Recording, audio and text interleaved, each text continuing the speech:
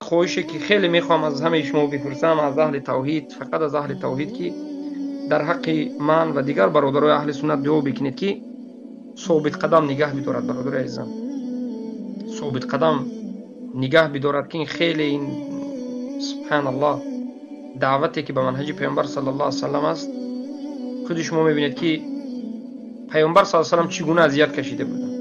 ما یک انسان‌های ضعیف، یک انسان‌های کمبودیدار، عاجز، ناتوان، بیکس و بیکو، غیر از الله هیچ کسی نداریم. الله سبحانه و تعالی دعا بکنید که خودش ما را حفظ بکند، ثابت قدم حفظ بکند، از این دنیا با کلمه لا اله الا الله رفتن را نصیب بکند، با شهادت، با بهترین درجه‌ای که به الله سبحانه و تعالی نزدش برویم.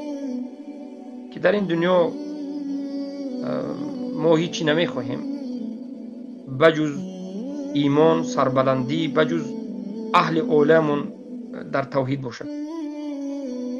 اما در آخرت البته که ما سربلندی را از الله میخواهیم. در این دنیا هم سربلندیه، در هر دو دنیا. لیکن این دنیا برای، یعنی او چیزهای لذتی دنیایی که هست، پیامبر گفتن این دنیا برای کفار است. برای اهل توحید البته که آخرت است. از همین جهت اهل توحید ما باید همدیگر رو همیشه دعا بکنیم. دعا این یراق من شما است. دعا بکنیم در حق فرزندهای همدیگر که الله اینها را موحد بکند، عالم بکند، دوستدار کلمه لا اله الا الله، قرآن و سنت بکند. بارک الله فیک. من امین از خواهش شما که در دعا باشید برادر عزیزم. ان شاء الله باقی موندیش همش خیر است. الله آسان بکند و همه ما الله آسان بکند.